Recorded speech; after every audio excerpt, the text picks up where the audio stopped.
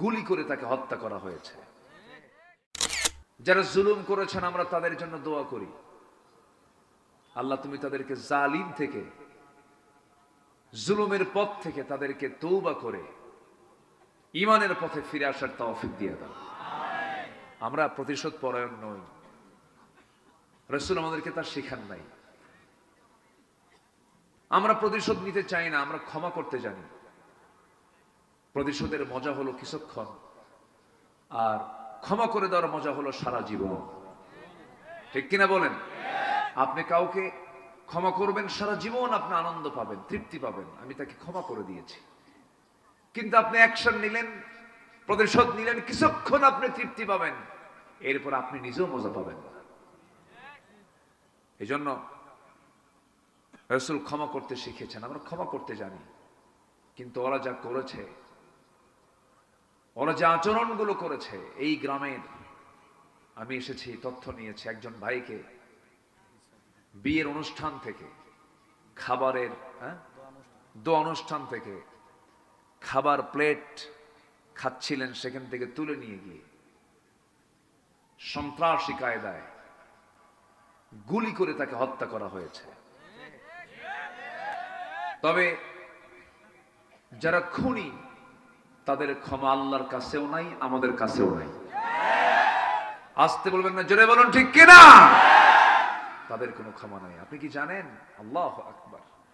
একটা মুমিনকে হত্যা করা মানে ফাকাতালান নাস জামিআ। আমার ডান পাশে যিনি বসে আছেন চিনেন তো নাকি? আল্লাহু আকবার। উনি ওনার ছাত্র জীবন শেষ করে ওনার শিক্ষকতার জীবনে এসে উনি 30 পারা কোরআন মুখস্থ করেছেন। ভাবতেছেন আমি চিনি না? ভালোভাবে চিনি। উল্লাপাড়াতে অনেক আগে এসেছি, তো আসি। উল্লাপাড়ার মাটি মানুষকে চিনি। এই যে আমার আলাউদ্দিন ভাই বসে আছেন, আজকে আমাদের জাতীয় নেতা, ইসলামী ব্যক্তিত্ব,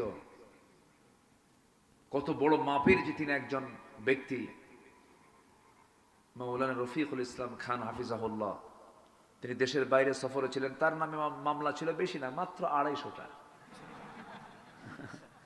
কয়টা বলেন তো? এটা আমার সালাম জানাবেন যে, হ্যাঁ একটু বলবেন যে তার জন্য আমরা দোয়া করি।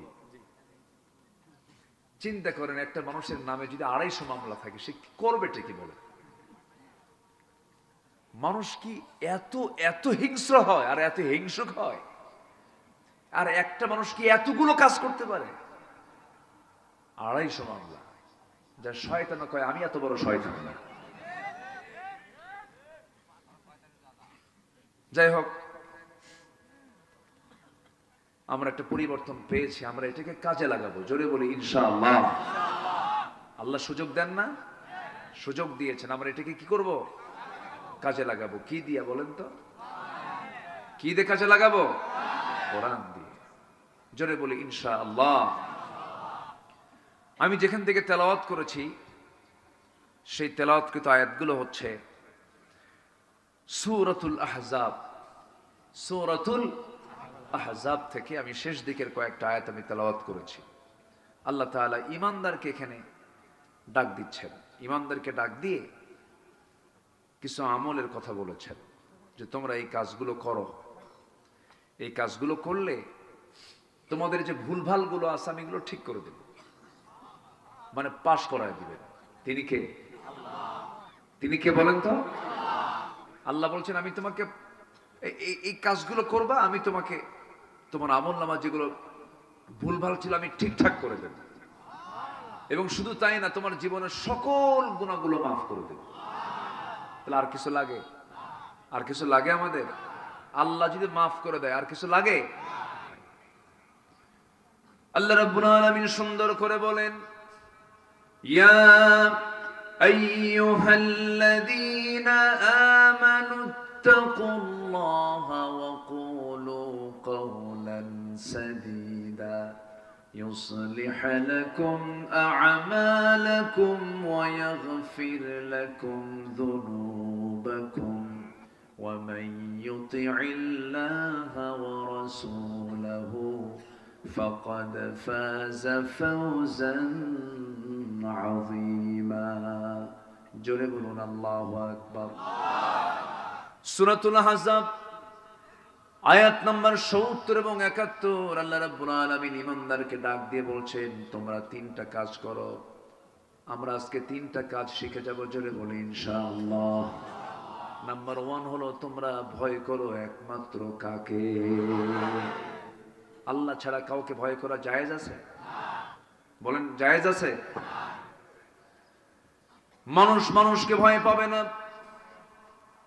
মানুষ পৃথিবীর কাউকে ভয় পাবে না। কে ছাড়া? আল্লাহ ছাড়া মানুষ কখনো কাউকে ভয় করতে পারে না। আল্লাহ রাব্বুল আলামিন বলছেন আমাকে ভয় করলে তার ফলাফল কি হবে শুনে রাখো। ওয়া আম্মা মান খাফা মাকামা রাব্বিহি ওয়া নাহান নাফসা আনিল হাওয়া ফাইন্নাল জান্নাতা হিয়াল মাওয়া। জোরে বলুন আল্লাহু আকবার। আমাকে ভয় করবে, তোমার স্থান হয়ে যাবে জান্নাতে মাওয়া। আমাকে তুমি ভয় করবে, তোমার জন্য 15টা সুসংবাদ আমি আল্লাহ তোমার জন্য রেখে দিয়েছি। আল্লাহ কোরআনে কারীমের মধ্যে মুত্তাকি বান্দার জন্য, যে বান্দা আল্লাহকে শুধু ভয় করবে তার জন্য 15টা সুসংবাদ দিয়েছেন। জোরে বলি সুবহানাল্লাহ। এর মধ্যে একটা বলেছি, আরো আছে কয়টা? 14টা। শুনতে রাজি আছেন তো সবাই? তিনটা কাজ আমরা আজকে শিখে যাব। নাম্বার 1, শুধু আমি বললাম আমরা আল্লাহকে ভয় করব। আল্লাহকে ভয় করা কাকে বলে?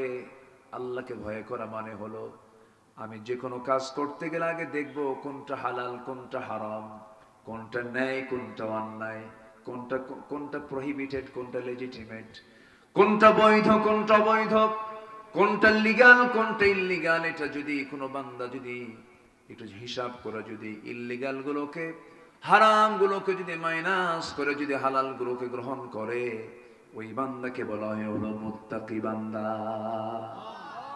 তাহলে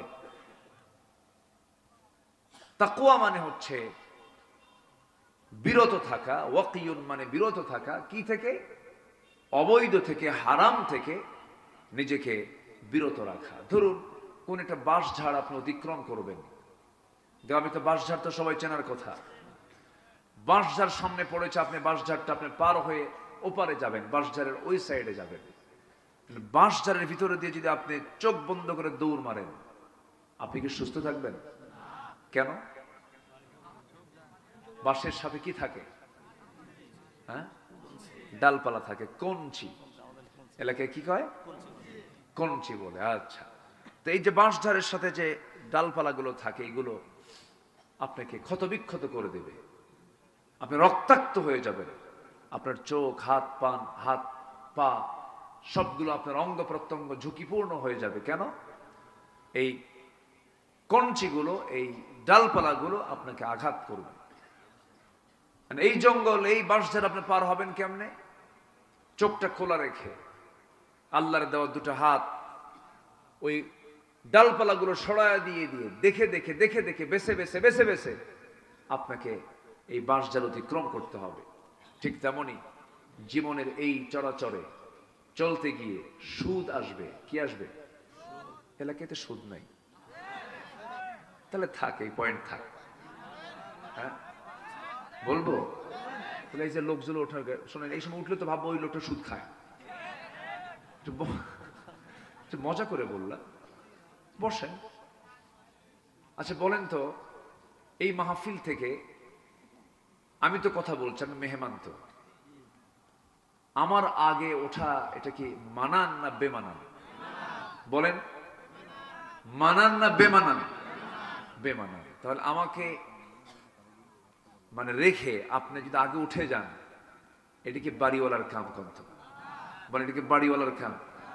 বসেন, কেউ না যাই আমরা, এটাকে ইবাদত মনে করি এবং এটাকে এমন একটা বরকতের জায়গা মনে করি যে এখানে যতক্ষণ থাকবো হাদিসের রেফারেন্স অনুযায়ী জীবন থেকে শুধু গুনাহ ঝরতেই থাকবে এবং আমল নামায় সওয়াব জমা হতে থাকবে।